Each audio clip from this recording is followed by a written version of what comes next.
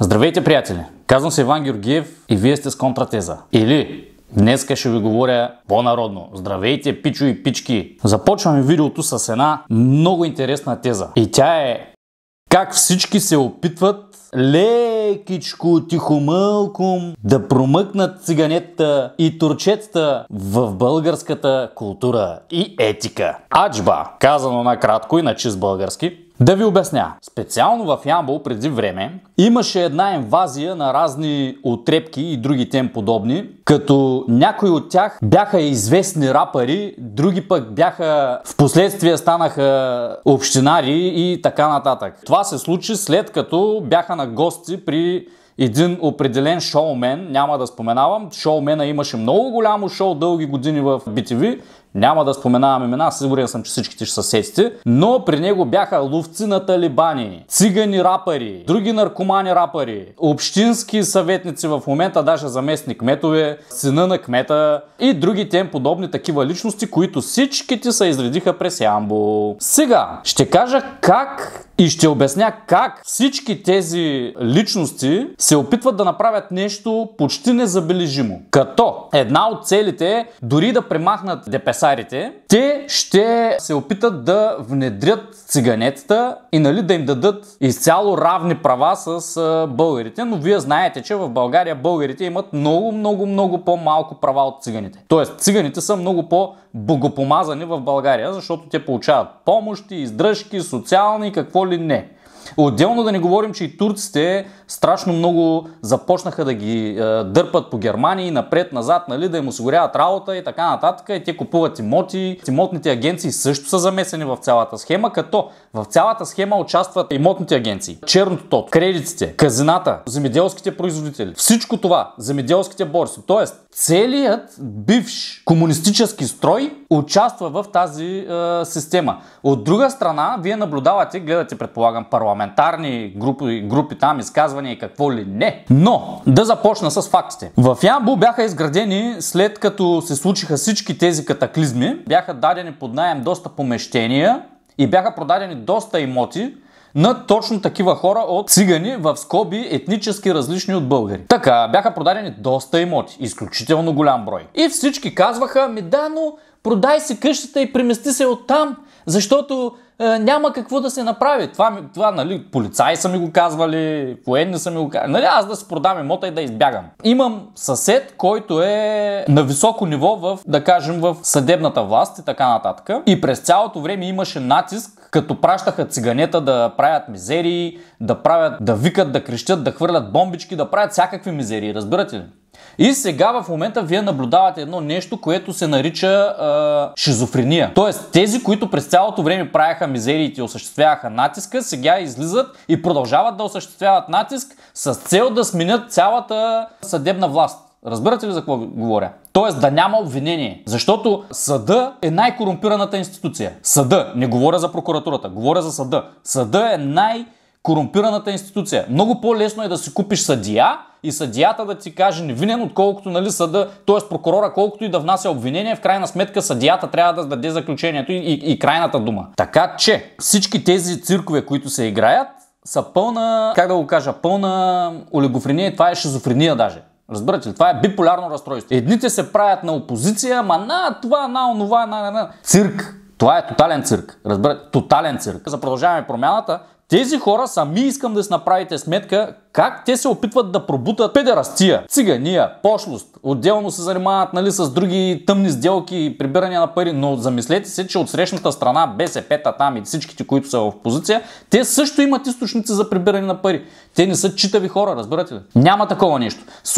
Слави Трифонов конкретно ИТН. Той Слави Трифонов не е, но той е председателя на политическата партия.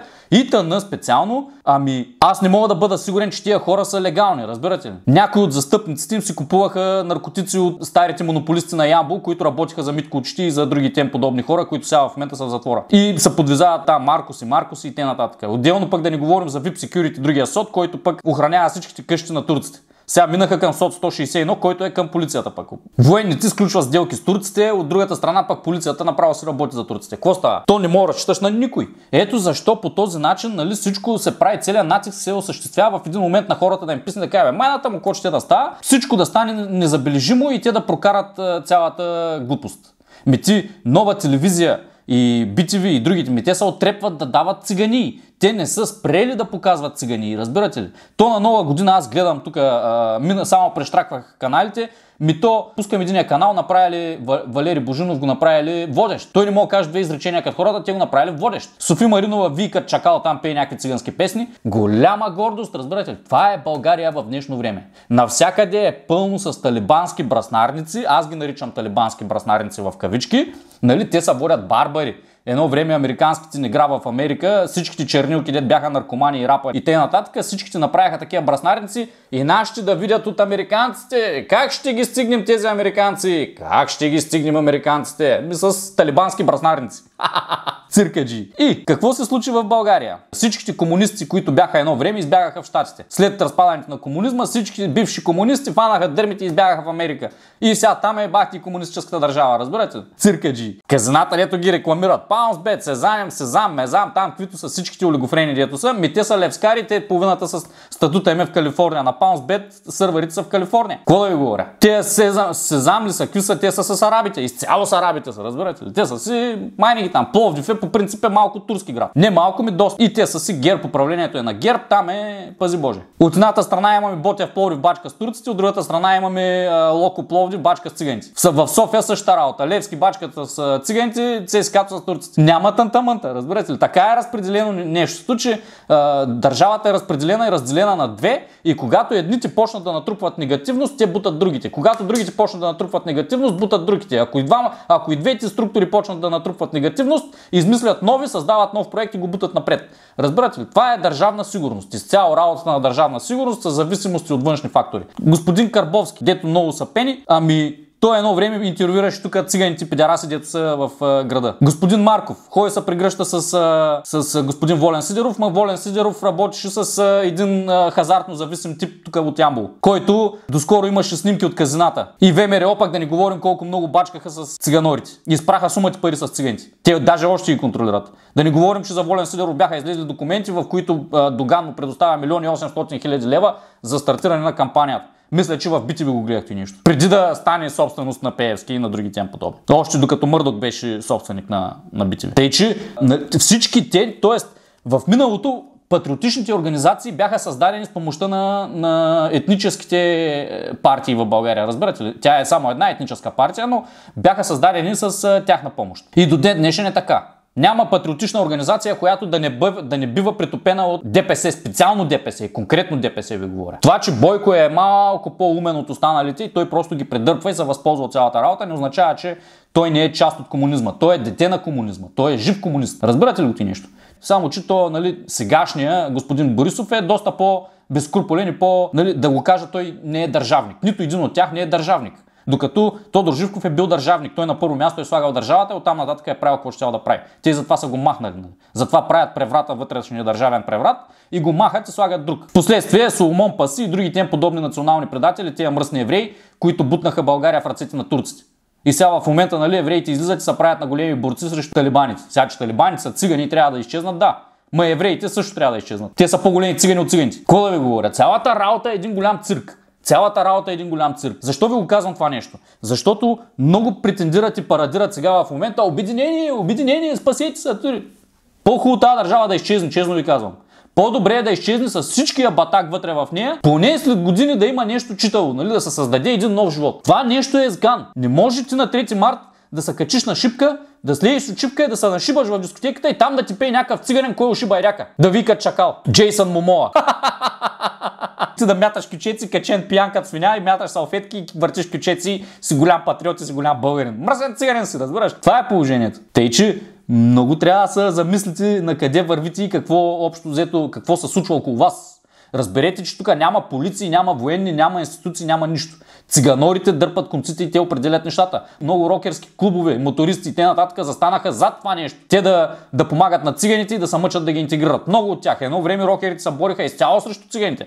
Изцяло. Те бяха най-големия враг на циганията. Сега в момента много голяма част от рокерските клубове, даже в Ямбол има определени такива бивши рокерски личности, които в момента са изцяло с циганите, бе, хора.